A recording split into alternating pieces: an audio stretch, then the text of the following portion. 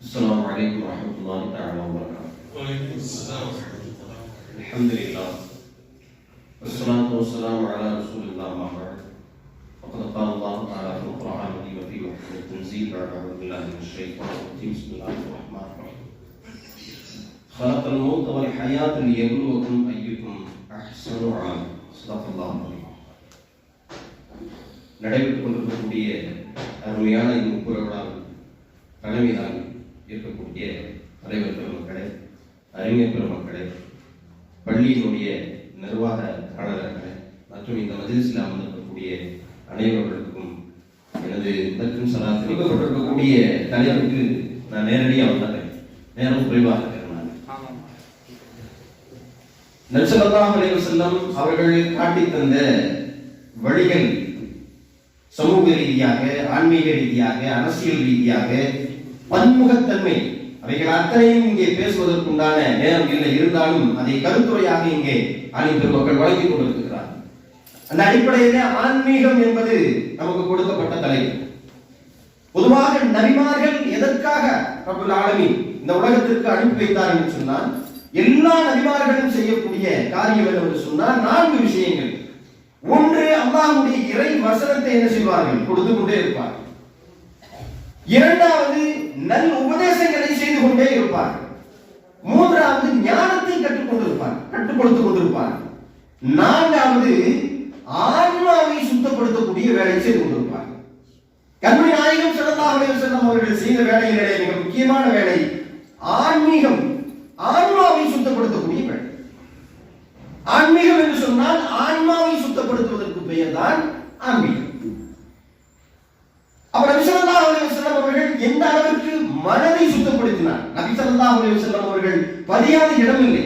அவர்கள் எல்லா இடங்களிலேயும் பதிவு செய்திருக்கிறார்கள் தங்களுடைய வாழ்க்கையை. ஆனால் ஆன்மீகம் என்று வரும்பொழுது நபி ஸல்லல்லாஹு அலைஹி வஸல்லம் அவர்கள் ஆன்மீகத்தை கற்றுக் கொடுக்கிறார்கள். ஆன்மீகம் என்பது ஒரு பள்ளிவாசல் போல சுருங்கி இருக்கக்கூடியது ஆன்மீகம் அல்ல. நமக்கு என்ன பள்ளிவாசல் மட்டும்தான் ஆன்மீகம். பள்ளிவாசலுக்குள்ள வந்தா மட்டும் தொழுகிறது மட்டும் ஓதுறது மட்டும், அல்லது நோன்பு காலத்துல நோன்பு வைக்கிறது, அல்லது ஜகாத்து கொடுக்கிறது, அல்லது ஹஜ் செய்யறது, உம்ரா செய்யறது, இது மட்டும்தான் ஆன்மீகம். ஆனால் நபி ஸல்லல்லாஹு அலைஹி வஸல்லம் அவர்கள் கற்றுத்தந்த ஆன்மீகம் என்பது பள்ளிக்கு வெளியே குடும்பத்திலே இருக்கிறது, வியாபாரம் செய்யக்கூடியவர்களுடைய கல்லா பெட்டிக்குள் இருக்கிறது, சமுதாய மக்களுடைய பழகக்கூடிய அந்த சமூக நல்லிணக்கத்தோடு இருக்கிறது, வியாபாரத்தில் இருக்கிறது, தொழிலிலே இருக்கிறது, அரசியலிலே இருக்கிறது. ஒரு போர் தளபதியாக நிற்பதும் கூட அங்கு நபி ஸல்லல்லாஹு அலைஹி வஸல்லம் அவர்கள் ஆன்மீகத்தை கற்றுத் தந்திருக்கிறார். எனவே ஒரு விஷயம், நபி ஸல்லல்லாஹு அலைஹி வஸல்லம் அவர்கள் கற்றுத் தந்த ஆன்மீகம் வெறும் பள்ளிக்குள் முடங்கி போடுவது அல்ல, அது வெளியே சென்று முழு உலகத்திலேயும் இருக்கக்கூடியது, 24 மணி நேரம் இருக்கக்கூடியது ஆன்மீகம். முதல் விஷயம். இரண்டாவதாக நபி ஸல்லல்லாஹு அலைஹி வஸல்லம் அவர்கள் கற்றுத் தருகிறார்கள் ஆன்மீகத்தை பற்றி. அதற்கு ஜிப்ரீல் அலைஹிஸ்ஸலாத்து வஸலாம் அவர்கள் வந்து கேட்கிறார் நபி ஸல்லல்லாஹு அலைஹி வஸல்லம் அவர்களிடத்துல. இஸ்லாத்தை பத்தி கேட்கிறாங்க, ஈமானை பத்தி கேட்கிறாங்க, மூன்றாவதாக இஹ்சானை பத்தி கேட்கிறார். அப்ப நபி ஸல்லல்லாஹு அலைஹி வஸல்லம் அவர்கள் அந்த இஹ்சானை பத்தி சொல்றார். அன்தஅபுதுல்லாஹ கஅன்னக தராஹ், நீங்கள் வணங்குகிறீர்கள் என்று சொன்னால் என்னை பார்ப்பது போன்று வணங்குங்கள், அல்லாஹ்வை பார்ப்பது போன்று வணங்குங்கள். ஒருவேளை அது முடியல, நம்மளுடைய ஈமான் ரொம்ப கம்சூராக இருக்குது என்று சொன்னால், ஃபைலம் தகும் தரா, அது உங்களால முடியல, நீங்க அல்லாஹ்வை பார்ப்பது போல வாழ முடியவில்லை என்று சொன்னால், ஃபைனஹு யரா, அவன் உங்களை பார்த்துக் கொண்டிருக்கிறான் என்பது போல நீங்கள் வாழுங்கள். நபி ஸல்லல்லாஹு அலைஹி வஸல்லம் அவர்கள் கற்றுத்தந்த ஆன்மீகம் இதுதான். நாம் எந்த இடத்திலே சென்று கொண்டிருந்தாலும், எந்த வேலையை செய்து கொண்டிருந்தாலும் அல்லாஹ் நம்மை பார்த்துக் கொண்டிருக்கிறான் என்கின்ற அந்த உணர்வு நமக்கு வந்து கொண்டே இருக்க வேண்டும். இதற்கு தான் சொல்லுவார்கள் முஷாஹதா. அன்தஅபுதுல்லாஹ அன்னக தரா, அன்னக தரா என்பது முஷாஹதா. இது அல்லாஹ்வை பார்த்துக் கொண்டிருக்கிறான் என்பது. இது பெரியார்களுடைய அமலாக இருந்தது. அவர்கள் ஒரு அமலை செய்ய உட்கார்ந்தாங்க அப்படின்னு கேட்டால் அல்லாஹ்வை பார்த்துக் கொண்டே இருப்பார்கள். வலிமார்களுடைய, ஷேக்மார்களுடைய, பெரியார்களுடைய அனைவர்களுடைய அமல்களும் இப்படித்தான், ஆன்மீகம் இப்படித்தான், அல்லாஹ்வை அவர்கள் நேரடியாக பார்த்துக் கொண்டிருப்பார்கள். சில நேரத்தில் கேள்வி கேட்டா அப்படின்னு கேட்டா பதில நான் அல்லாஹ்ட்ட கேட்டு சொல்றேன் அப்படின்னு சொல்லுவாங்க. இரண்டாவது இல்லம் தத்துவரா, அதுதான் முராகபா. இந்த நிலை ஆன்மீகத்துல இது மாதிரியான 2 நிலைப்பாடுகள் இருக்கிறது. ஆன்மீகத்தை நபி ஸல்லல்லாஹு அலைஹி வஸல்லம் அவர்கள் கற்றுத் தருகிறார். ஏன் அப்படின்னு கேட்டா நல்லா பாக்குறான் அப்படிங்கிற அந்த உணர்வு இருந்தால்தான் நமக்கு அந்த உணர்வு இல்லை. பள்ளிக்குள்ள வந்துட்டோம் அப்படின்னு கேட்டா சுத்தி இருக்கிறத எல்லாத்தையும் பார்ப்போம். நல்லா பாக்குறாங்கிறது இருக்காரு. நல்லா பார்த்து கொண்டே இருக்கிறாங்கிற அந்த வெளிமை இருந்துச்சு, அந்த ஆன்மீகம் இருந்துச்சு அப்படின்னு கேட்டா, உதாரணத்துக்கு சொல்றேன்னு கேட்டா ஒருத்தர் எனக்கு கையை கால நீட்டிட்டு உட்கார்ந்துருக்காருங்க. இப்படி எங்கெல்லாம் சொல்லி உட்கார்ந்துருக்காருங்க. உதாரணத்துக்கு எங்க சிசிடிவி கேமரா முன்னாடி இருக்கு அப்படின்னு சொல்லி பாருங்க. அப்படியா கையை காலெல்லாம் நீட்டி அப்படியே சுத்தம் அப்படி பயங்கரமா இருப்பாரு. என்ன காரணம்? பார்த்துட்டு இருக்காரு. நபி ஸல்லல்லாஹு அலைஹி வஸல்லம் கற்றுக்கொண்ட ஆன்மீகம் இதுதான். அல்லாஹ் அவரை பார்த்து கொண்டே இருக்கிறான். இதை சொன்னா ஒருவருடைய உள்ளத்துல எப்படி இருக்கும்? ஸ்டெடி ஆயிடும். வியாபாரத்துல அல்லாஹ் பார்த்து கொண்டு இருக்கிறான், குடும்பத்துல அல்லாஹ் பார்த்து கொண்டு இருக்கிறான். இந்த ஆன்மீகத்தை நபி ஸல்லல்லாஹு அலைஹி வஸல்லம் அவர்கள் கற்றுக் கொடுத்தாங்க. அதே போன்று எல்லா நிலைகளிலேயும் ஆன்மீகம் நபி ஸல்லல்லாஹு அலைஹி வஸல்லம் அவர்கள் கற்றுக் கொடுத்த ஆன்மீகம். ஹஜ்ரத் இப்னு அப்பாஸ் ரலியல்லாஹு அன்ஹு அவர்கள் சின்ன வயசுல நம்முடைய நண்பர் ஹஜ்ரத் அவர்கள் நிறைய இப்னு அப்பாஸ் ரலியல்லாஹு அன்ஹு அவங்களை பத்தி சொல்லிட்டு போனாங்க. சிறு பிராயத்துல நிறைய விஷயத்தை சொல்லி கொடுத்து போனாங்க. அதே சிறு பிராயத்துல பின்னாடி உட்கார வச்சு கபில்ஸ்ல நபி ஸல்லல்லாஹு அலைஹி வஸல்லம் கூட்டிட்டு போகும் பொழுது இப்னு அப்பாஸ் ரலியல்லாஹு அன்ஹு அவர்களுக்கு கேக்குறாங்க, நபி ஸல்லல்லாஹு அலைஹி வஸல்லம் அவங்க கேக்குறாங்க, தஅரஃபு அலல்லாஹி வல்லா, நீங்க நன்றாக இருக்கும் போது மட்டும் அல்லாஹ்வை நினைவு கூறுவது அல்ல. நல்லா கொடுத்துருக்கான், நல்ல செல்வத்தை கொடுத்துருக்கான், காசு பணத்தை கொடுத்துருக்கான், நல்ல வியாபாரம் ஆகுது, இந்த நேரத்தில் மட்டும் அல்லாஹ் நினைவு கூறுவது நினைவு அல்ல. ஃபஹுவ யஅரிஃபு ஷித்தா, கஷ்டமான நேரங்களிலேயும் நீங்கள் என்ன செய்வது? அல்லாஹ்வை நினைவு கூறுவது. இது ஒரு ஆன்மீகம். நபி ஸல்லல்லாஹு அலைஹி வஸல்லம் அவர்கள் கற்றுத் தந்த ஆன்மீகத்துல நாம எப்போ அப்படின்னு கேட்டா, நல்லா இருக்கும் போது மட்டும்தான் என்ன செய்வோம்? அல்லாஹ்வை நினைப்போம். மற்ற கஷ்டமான நாட்களில் என்ன செய்ய மாட்டோம்? அல்லாஹ்வை நினைக்க மாட்டோம். இந்த மாதிரியான ஆன்மீகத்தை விட்டு நபி ஸல்லல்லாஹு அலைஹி வஸல்லம் அவர்கள் சொல்லிக் கொடுத்தார்கள். அதனால சிரமமான காலங்களில் மட்டும் உங்களுடைய ஆன்மீகத்தை வெளிப்படுத்த கூடாது. அப்ப அல்லாஹ்வுக்கு தெரியும் நாம யாரு அப்படின்னு. எப்பவுமே அல்லாஹ் நினைக்க மாட்டாரு. வீட்டுல தான் உடம்பு சரியில்லை, ஹாஸ்பிட்டல்ல போய் சேர்ந்து உட்கார்ந்துருப்பாரு. உட்கார்ந்துட்டு யா அல்லாஹ் என்னுடைய பாவத்தை மன்னிச்சு, தெரியாம தப்பு பண்ணிட்டேன், எனக்கு தெரியும் உன்னை பத்தி, எனக்கு தெரியும் என்னை பத்தி உனக்கும் தெரியும், இந்த மாதிரி வீட்டுல சம்சாரம் பார்த்து கிடக்குது, நீ தான் கொஞ்சம் திரும்ப செய்யணும் அப்படின்னு அல்லாஹ் சொல்லுவோம். உன்னை பத்தி எனக்கு தெரியும், நீ வாட்டில் எனக்கு நான் நீ சுத்திட்டு இருந்தேன், நீ கொண்டாடி உடம்பு சரியில்லைன்னு வந்தோடனே நீங்க வந்து நம்மகிட்ட கேட்குற. அப்போ இதுக்கு பேர் ஆன்மீகம் அல்ல. எல்லா நிலைகளிலேயும் என்ன செய்யணும்? அல்லாஹ்வை நினைத்துக் கொண்டே இருக்க வேண்டும். அடுத்ததாக நபி ஸல்லல்லாஹு அலைஹி வஸல்லம் அவர்கள் சொல்லுகிறார்கள், முரண்பட்டமான ஆன்மீகம் இருக்கக்கூடாது. அதாவது மற்றவர்களுடைய ஹக்கை பாதிக்கக்கூடிய ஆன்மீகம் இருக்கக்கூடாது. இவர் ஆன்மீகம் என்கின்ற பெயர்ல நிறைய செய்வார், ஓவரா செய்வார். ஆனால் அதனால் பாதிக்கப்படக்கூடியவர்கள், குடும்பத்தார்கள், குழந்தைகள், உற்றார் உறவினர்கள் எல்லாரும் பாதிக்கப்பட்டிருப்பார். இவர் அல்லாஹ்வை வணங்குறேன்னு ஆன்மீகத்துல முத்தி போய் கிடப்பார். நபி ஸல்லல்லாஹு அலைஹி வஸல்லம் அவர்களுடைய அமல்களை பற்றி தெரிஞ்சுக்கிறதுக்காக வேண்டி நபி ஸல்லல்லாஹு அலைஹி வஸல்லம் அவர்களுடைய அமல்களை தெரிந்து கொள்வதற்காக வேண்டி சில சஹாபாக்கள் என்ன செய்கிறார்கள்? உஸ்மான் பின் மக்லூன் அவர்களுடைய தலைமையில சில சஹாபாக்கள் இருக்கிற ரசூலுடைய அமல் என்ன? அவங்க தொழுவாங்க, ஓதுவாங்க, நோன்பு வைப்பாங்க, ஒரு நேரத்துல வணங்குவாங்க. அப்படியா நபி ஸல்லல்லாஹு அலைஹி வஸல்லம் அவர்களுடைய அமல்கள் இவ்வளோ இருந்துச்சா அப்படின்னு சொல்லி போட்டு கேட்டுட்டு போனாங்களா? வீட்டுல அங்க போயிட்டு 3 பேர் என்ன செய்யறாங்க? 3 பேர் முடிவு எடுக்கிறாங்க, நான் இன்னைக்கு நைட்டு தூங்குறதே கிடையாது. என்னது? நான் பாட்டுல இபாதத் செஞ்சுட்டே இருப்பேன். இன்னொருத்தர், நான் பகல்ல சாப்பிடுறதே கிடையாது, நான் நோன்பு வச்சுட்டே இருப்பேன், நான் ஓதிக்கிட்டே இருப்பேன். இப்படி முடிவு செஞ்சுட்டு போயிட்டாங்க. நபி ஸல்லல்லாஹு அலைஹி வஸல்லம் அவங்களுக்கு இவங்க என்ன முடிவு எடுத்திருக்காங்கன்னு தெரிஞ்சு போச்சு. நபி ஸல்லல்லாஹு அலைஹி வஸல்லம் அவங்க கூப்பிட்டு கேட்டாங்க, ஏப்பா நீங்க வந்து இந்த மாதிரி முடிவு எடுத்திருக்கீங்களாமே? ஆமா யா ரசூலுல்லாஹ், உங்களுடைய அமல்களை பத்தி நாங்க கேட்டோம். அப்ப நபி ஸல்லல்லாஹு அலைஹி வஸல்லம் அவங்க ரொம்ப வேதனைப்பட்டு சொன்னாங்க, அலைசத்திய உஸ்வத்துல்லக்கும், அலைசத்திய உஸ்வத்துல்லக்கும், என்னுடைய வாழ்க்கையில உங்களுக்கு முன்மாதிரி இல்லையா? நான் அப்படியே இருந்துட்டு இருக்கிறேன், நான் அப்படியே இருந்துட்டு இருக்கிறேன். நபி ஸல்லல்லாஹு அலைஹி வஸல்லம் அவங்க சொன்னாங்க, ஃபமன் ரகிப அன் சுன்னதி ஃபலைஸ மின்னி, என்னுடைய சுன்னத்தை யார் வெறுக்கிறார்களோ அவர்கள் என்னை சார்ந்தவர்கள் இல்லை.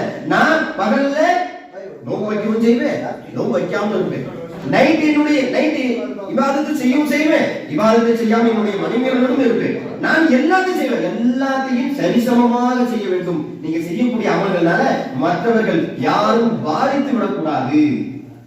நபி ஸல்லல்லாஹு அலைஹி வஸல்லம் அவர்களுடைய சொன்ன ஆன்மீகத்திலே இது ஒன்று. அடுத்ததாக நபி ஸல்லல்லாஹு அலைஹி வஸல்லம் அவர்கள் செய்த ஆன்மீகத்துல இரண்டாவது தஹ்லியான்னு சொல்லுவாங்க. ரெண்டு விஷயம். ஒன்று, மார்க்கத்துல அல்லவைகளை கலந்து, மார்க்க விஷயத்துல அல்லவைகளை கலந்து கலைந்து நல்லவைகளை அணிவது. மார்க்க விஷயத்துல அல்லவைகளை கலைந்து நல்லவைகளை அணிவது. அதாவது மார்க்கத்துல ஒரு விஷயத்தை செய்யறதுக்கு முன்னாடி என்னென்ன தவறுகள் இருக்கிறதோ அது எல்லாத்தையும் கலைஞ்சிடணும். அதுக்கப்புறம் நல்ல விஷயங்களை செய்ய ஆரம்பிக்கணும். இது நபி அவர்கள் கற்றுத்தந்த ஆன்மீகம். ஆன்மீகத்தை நபி அவர்களுடைய வார்த்தை இது ஒன்று. என்னது? மக்காவுக்கு 13 வருஷம் ஸல்லல்லாஹு அலைஹி வஸல்லம் அவங்க என்ன செஞ்சாங்க? இது தஹ்லியத்துடைய காலம். என்ன? அங்க இருக்கக்கூடிய விஷயங்கள் எல்லாத்தையும் சீர்திருத்தினாங்க. எல்லாத்தையும் அங்க இருக்கக்கூடிய கொலை கற்பழிப்பு என்னென்னவெல்லாம் அவர்களுக்கு தவறு எல்லாத்தையும் என்ன செஞ்சாங்க? முழுமையாக நீக்கிட்டு பிறகு மதீனாவுடைய வாழ்க்கை தஹ்லியாவுடைய காலம். இங்கதான் அல்லாஹ் என்ன செய்யறான்? எல்லா அமல்களையும் அல்லாஹ் கொடுக்குறான். தொழுகை, நோன்பு, ஜகாத், ஹஜ் எல்லாத்தையும் கொடுக்குறான். அப்போ நல்லவைகளை நல்லவைகளை கலந்து விட்டு தவறுகளை எல்லாத்தையும் நீக்கிட்டதுக்கு அப்புறம் தான் என்ன செய்யுங்க? நல்லதை செய்யும். ஒரு ஸ்லேட்ல குழந்தை கிட்டி வச்சிருக்கு. அந்த ஸ்லேட்டை கொடுத்து இதுல இன்னொன்னு நம்ம எழுதணும்னு வச்சுக்கோங்களேன், அது தெரியுங்களா? தெரியாது. என்ன காரணம்? அது ஏற்கனவே நிறைய போடும். முதல்ல என்ன செய்யணும்? நல்லவைகளை களைவது, அதுல இருக்கக்கூடிய தவறுகள் எல்லாத்தையும் அழிச்சிட்டு ஸ்லேட்டை எல்லாம் சுத்தம் பண்ணிட்டு அதுக்கப்புறம் நம்ம ஒரு ஸ்லேட்ல நம்ம ஒரு எழுத்தை எழுதணும் அப்படின்னு கேட்டால் அதுல அழகா பதியும். ஆனா இன்னைக்கு நம்ம என்ன செய்வோம்? இந்த பக்கம் தொழுகும் செய்வோம், இந்த பக்கம் ஹராமும் செய்வோம். இந்த பக்கம் தொழுகும் செய்வாரு, அந்த பக்கம் வட்டியும் வாங்குவார். இந்த பக்கம் தொழுகும் செய்வாரு, அங்க என்ன செய்வாரு?